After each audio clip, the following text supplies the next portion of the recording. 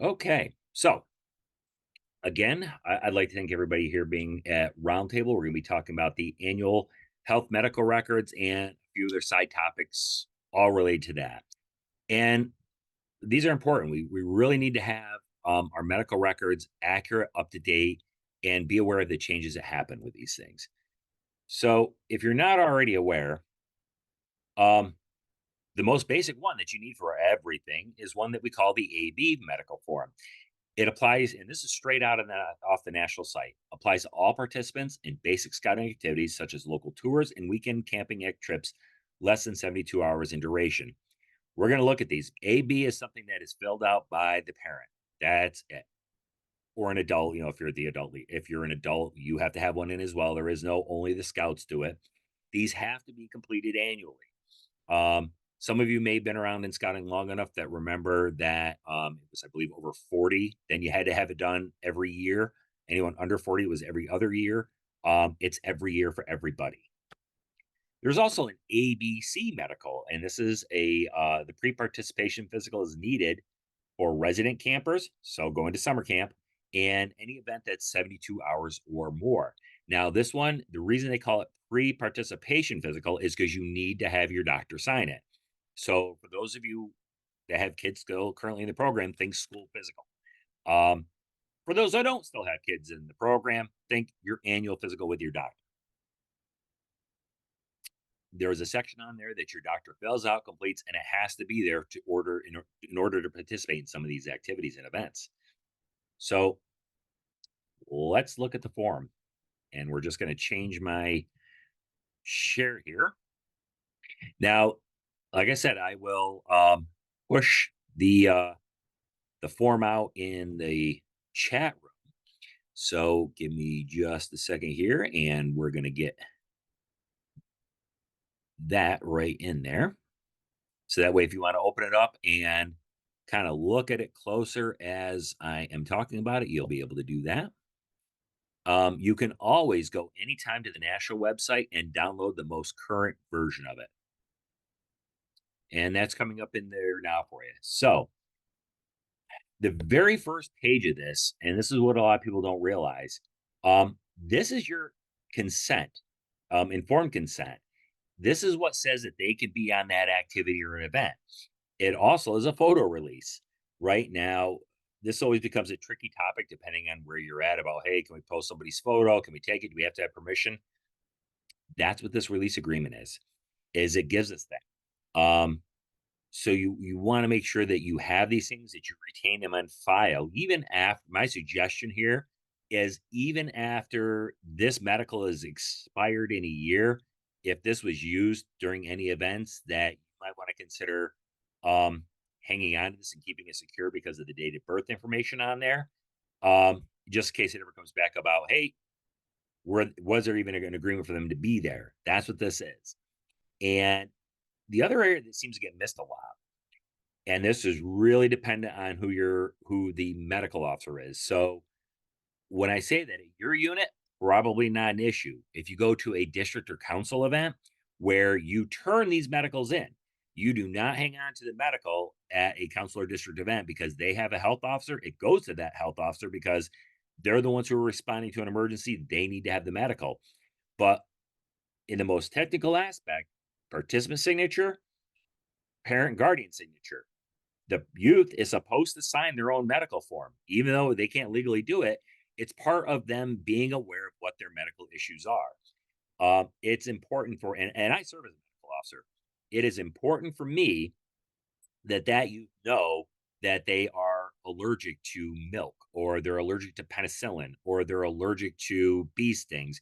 It's important to me that they know that they've got an EpiPen, or that they know the medication they're supposed to be taking. And we'll cover medication a little bit later in this.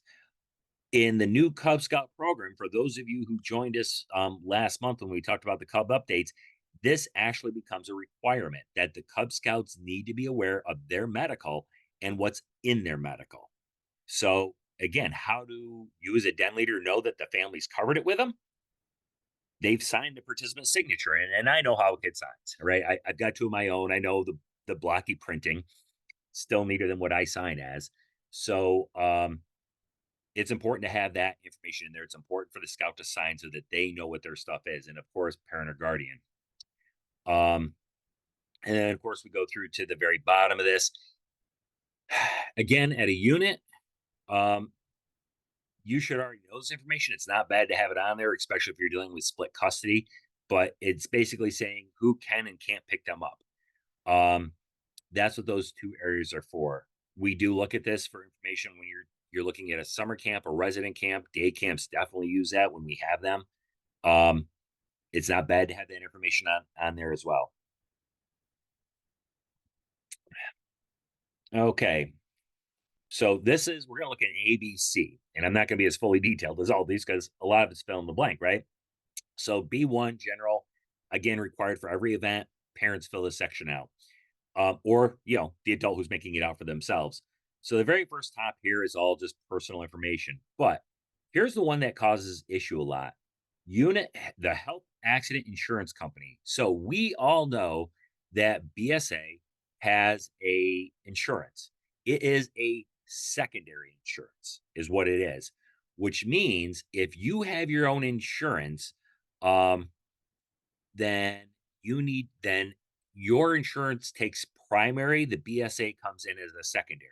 Now, if you don't have your own insurance, or the person who got injured, I should say, then the BSA is to do it. Will cover it. Now, think work comp claim, right? It's a process to get it started and get the insurance paperwork going to cover all of this. Um, so you don't want to just start right off there if somebody has personal insurance because then it creates a big issue on this. So you want them to put the information there. More important is you want a photocopy of the card. And this is what people forget constantly. Please attach a photocopy of both sides of the insurance card or write none. It's important because we write it down so we know it's there. We attach a copy of the card because if I'm taking your scout or a scout, right? Ambulance shows up, we're taking the hospital, whatever. Hospitals don't take a handwritten insurance number, right? They want a copy of the card. Um, so that's why we have it there. And local event, the parents going to meet you. But if you're on a farther away trip, really important that you have this. And if I'm a health officer at a council or district event and I'm looking for this, again, it's important that I have that information. Then, of course, our who to notify. Whoops, sorry, scrolled that one a little fast. Just our health history, issues in the past, things like that. Nothing different from what we find in every other medical form. This is the second part of the AB, so B2, which is exactly what it's called. So here's another really important area for us is the allergies. Please, yes or no, don't leave it blank. You want to very quickly see that they don't have one and not have any question about it. Because I have it where people have checked yes and never wrote in explanation. So they'll have checked, yes, I have a food allergy, but not tell me what it is. That's a really important thing for me to know is that what the food is. Um, and it's interesting the different types that are out there, right? There's obviously we've got the peanuts, we've got the bite stings, we have latex, glutens, we've got alcohol for the hand sanitizers. There's a wide variety of things that we could run into, and this is where we know where it's at. It's also important for me to know as a health officer and you as leaders what medication people are taking. It's really important. And for those of us who may have run into this, yeah, he takes or she takes ADHD medication, but we're just not going to have them take that for right now. We're giving them a break. Whoa, that can actually answer a problem. What's going on right here? You want to know what it is, and we will promise talk about medication before we're done tonight and the administration of medication. Um, and then down here, the non-prescription medication administration is authorized with these exceptions. This is not good in New York, right? We do not administer non-prescription medication. That's things like your aspirin, your Tylenol, your ibuprofen, Benadryl. That is stuff that they have to take themselves. The only area that this kind of helps out on is certain summer camp or high adventure camp type situations where they may be authorized to do that kind of stuff. But for you in the unit levels, um, not. They must carry that themselves. They must take it themselves. It's clear in the Guide to Safe Scouting. We do not administer over-the-counter prescription or over-the-counter medications, commonly referred to as OTCs, in any way, shape, or form. If you have them in your unit first aid kit, take them out. Nothing that can be swallowed, injected, cream to be wiped on, anything like that should be in a unit first aid kit. That is a personal first aid kit only. Okay. Uh Again, a little warning about the original, it's sufficient quantities and original containers and not expired. Really comes into play when you got to turn over the medications for certain areas. Immunizations, here's a spot to fill all that in. I have always been fine with them attaching a printout of the immunizations from the doctor's office. It's easy enough for everybody to go to their doctor. Can I get a printout of my immunizations and staple it on, as opposed to that being there? And we will cover the BSA guidelines as part of my PowerPoints on the BSA stance on immunizations. And then, of course, the other information there. So, this is the part C. This is all pretty much all doctor here. This is where the doctor fills in their stuff about medical restrictions. They're writing in about allergies of any kind of sort in there. Um, how the testing went for the different areas of the part. Do they meet different requirements? Which part of them are right down here? And they fill in this spot here. And of course, the most common thing I see is the doctor's stamp, as long as there's a signature on it. And that works fine for us. Have to have it there. If you're in an event that requires the ABC medical and there's no C, you can't stay. If you come to a counselor district event and you don't bring the AB medical, you can't stay. Um, I've had people who have forgotten it and had somebody scan and email it to me so we can print it off of the event and have it there. That works. We carry blanks at our events. You should too. But if somebody doesn't have a medical, they're not filled out, don't accept it, because you got to have the medicals. So let's go back to the PowerPoint. Again, if you have any questions about the medicals so far, please feel free to put it into the chat room.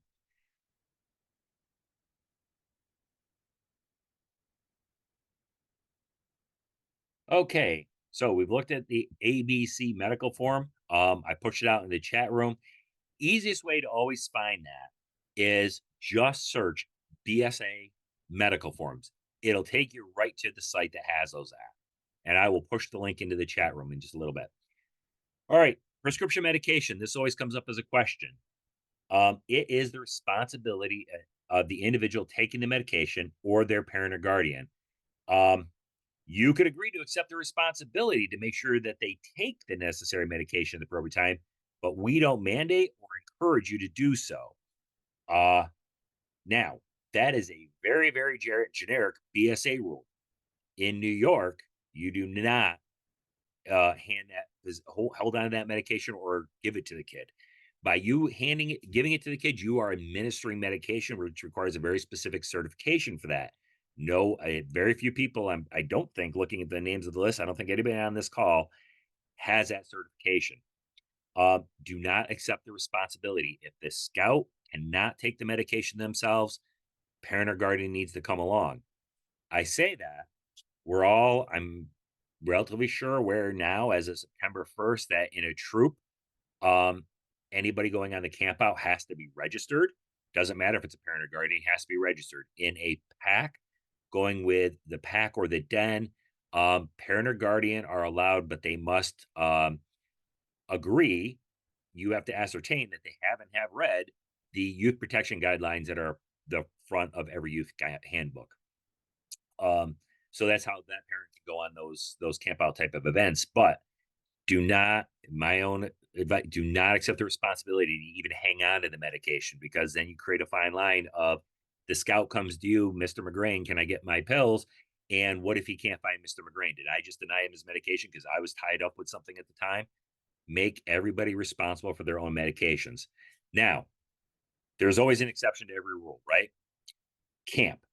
Um, because the Department of Health rules and regulations, standards are different at camp. And that's what that next little paragraph says, is that, you know, BSA camps have different rules and regulations. And I'm going to say everything I tell you, with the exception of what level of medical form you have to have, things change based on being a summer camp, because summer camp is highly regulated by Department of Health on things like that. So that's kind of the exception to the rule when you go, oh, that's not how they do it in summer camp. You're absolutely right, because We're now mandated by Department of Health on different standards there. So um, we take care of everything, right? We plan in advance. We have all that information that's there, but something happens. What do we do? What we would call an incident. So the very first part of the incident is it's occurred. Take care of the person. Get a safe place. Document and photograph. Complete an incident report and notify your local council. So part of the links I'll send you as soon as I'm done here while I wait for questions to get typed in is there's an incident area. One is for the incident information. It's a form. You should print these out and have them right with your medical form, your medical binder. You should have a binder that has blank medicals, incident reporting forms, first aid logs. And in there, you should have that incident information, which you can kind of detail what happened. There's also one for a near miss incident information reporting tool. So that's when an accident could have happened, but it didn't. And we just want to make sure that we learn lessons from this and we're letting other people know because we all learn better from this. And it's hugely important. And there's going to be more information coming about it, but it's part of what we do here. So I wanted to make sure it was covered in this. So some of the resources that we have here. So I am going to copy and paste as I talk about these. So this very first one here, if it lets me do it, is like that. Okay, let me stop the presentation for a minute, get down to that, and then maybe I can do it. Okay, this very first one here is direct to the medical forms. Oops. Okay, there's a link directly to the medical forms. Please bookmark it, save it, whatever you need to do on this one. So this is, and I'm going to bring this up on the web thing because it had some really good information on here as well, and I want to show you where some of these answers come from. It's great that um, GTSS is a Guide to Safe Scouting. You should all have a copy of Guide to Safe Scouting, which is accessible online. And we're going to bring that up because there's a lot of question and answers about the things that I've been telling you here. So this FAQ is frequently asked questions, which covers the immunizations and um, a lot of other topics, medications, things like that. But we will take a look at those in just a minute. I want to just make sure I get this stuff to you before I move to those areas. And then, of course, this is all the information you ever wanted to know about incident reporting. So they're there. Let me bring up my web browser here. Okay, BSA national page if you've never been to it. So again, um, the best thing with this is, yeah, well, I'll tell you, the most effective thing that I found is to Google search things. However, almost everything we're talking about here is under Scouting Safely. So Guide to Safe Scouting is here. When you go into there, you can download a print friendly version for PDF if you want. They don't print them anymore. There's also the online version right here. And I'm just sidetracking a little bit to get to that. What's going to happen as maybe I'm going to get to it is we're thinking, come on, is that they do periodic updates on this. And you should always go and take a look. The very first thing that starts off on it, if it loads up on me, is going to be the updates that have made, and they break it down to every time that they do an update on it. You should never ever assume that you're currently up to date on anything in there. When you're playing any kind of event or activity, please refer to the Guide to Safe Scouting, prohibit activities, things like that. Okay, that's causing me an issue. So, medical and health forms. This is the very first link I sent you. So, right there is where you can download the forms, right? The very first one is just the AB form. So, you don't have to have all of it. And then this has your ABCs. And then just some other great information for planning some of the other events that are in here. But from here, you can see that it starts right off with answers to your frequently asked questions. So, do we require all people? Yes. And where can you find it? Um, now, um, what's meant by annual, right? So here's one that I thought was really interesting, and for those of you that know me, I do a lot with health and safety. I've been a health officer for a lot of events. I even do, help maintain the medical records at my unit. Um, so one of the things that always used to be is you could not retain medical records. It was you had it for the event, you turned it back over to the family after the event. So interestingly enough, that was a change in doing my research for this, making sure nothing has ever changed. I don't assume I know it all. Um, I always recheck all my topic areas. National did change this part of the medical forms. You can hang on to these medical forms. You are required to protect the medical forms because it has sensitive information on there. Um, and then only share with people that's appropriate. And then if the medical form is now expired, so it's older than a year, then you either dispose of it or return it to the person. So the whole place where officially we never hung on the medical records, oh, well, a lot of us did it. um, you don't have to worry about that. You do not hang on to medical records electronically, though. So, like where I said, people have emailed them to me because they forgot to bring them and I was the health officer. I deleted that email right away. We cannot maintain an electronic record of medical forms, have to be deleted. Some of you may ask, hey, but when I signed up for camp, whatever, outside the BSA, they had an electronic medical form they filled out. Wouldn't that be easier? Well, there's actually an FAQ here that National is testing that. And we might go to that, but we're not doing that right now. So a lot of good. Oh, right there, maintaining records, right? And it has that. Can I keep the records? Um, which was it's not my council officer online, but you can keep the records. Um, so it has a lot of good information on there. There's the immunization guidelines, right? So, which basically is, yeah, we do immunization unless somebody is um and under one of the protected groups that doesn't need to have record of immunization, and then they'll need to provide some type of they may be required to provide paperwork on that.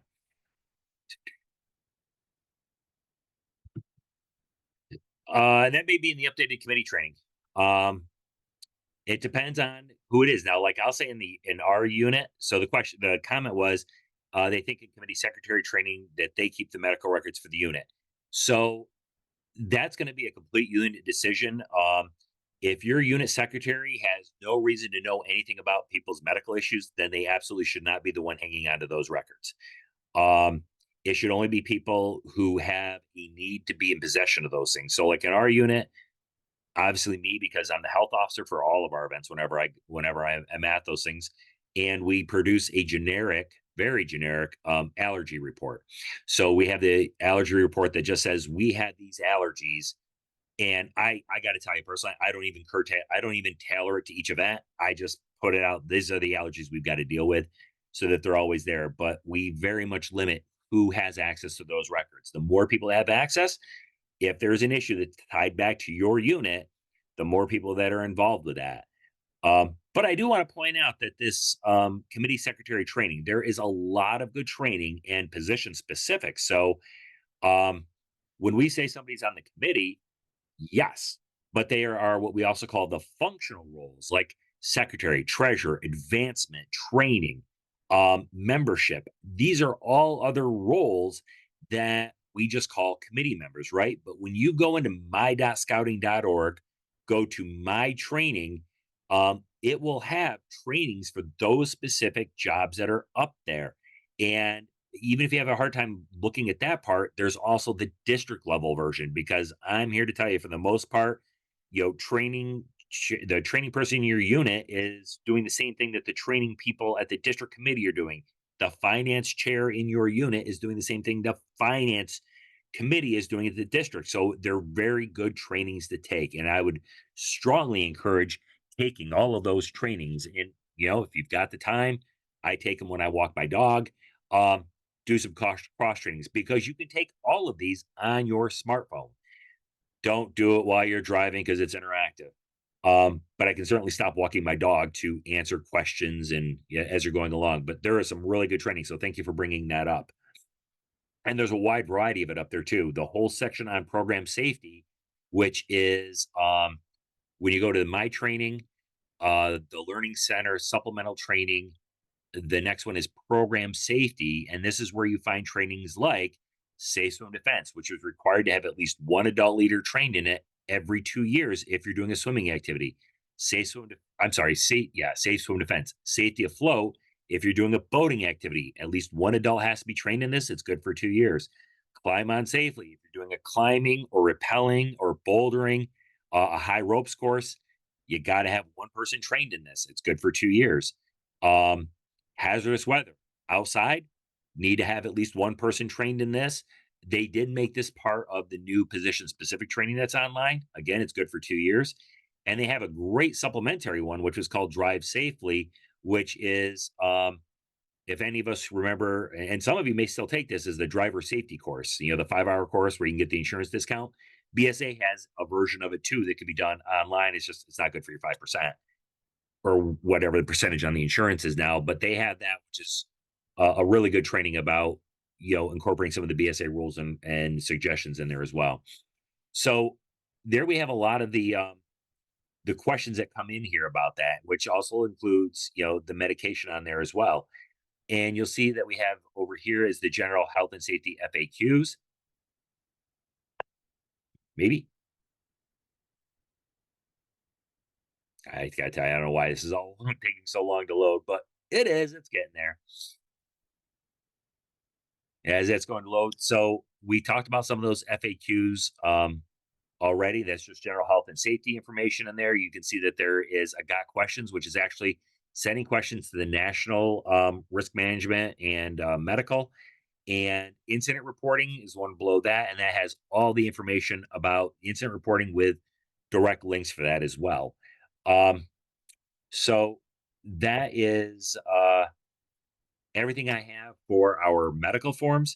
Again, very important. The common areas I see is out of date, not signed, no medical insurance information, missing key details, and then people always seem surprised when I'm the health officer or district council event. They're surprised I'm taking them or reviewing them. I'm absolutely reviewing them so I know what's going on. I'm absolutely hanging on to them. If you want to make sure you have a copy in your unit as well, um, make a copy. I don't care. Me personally, I don't care if I have the original or not. I just want a current one, but have a copy in there in case you need to turn one over.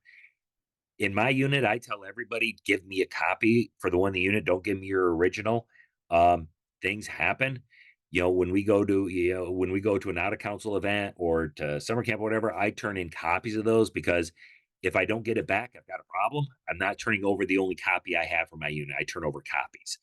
Um, so I would encourage you to encourage your people to do the same thing as to have a copy or put two like in a sleeve. Um, Oh, the one thing I did forget to mention is when the incident happens, when I said, in case I used the term you didn't know, the first aid log. So you should have a notebook, or there's an actual first aid log. You can buy it, or you can download and print it off.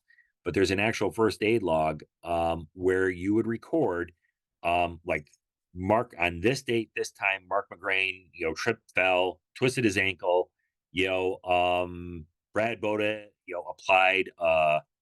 An ace bandage wrap to it, and that seemed to be the end. That seemed to be the end of care. And there you go. You want to record all care and treatment for any first aid thing that goes on in your unit. Sometimes that one incident, and that's the end of it. Other times involves insurance, and we need to be able to go in and check those records and have the records of what happened, care that was given, by who gave that care, and any follow up work afterwards. And you have to have that information. And you also need it for your incident report as well. So you should have that, and it can just be a notebook. It does not have to be the BSA official form. You just want to make sure you're getting the prime details on that. So with that, thank you.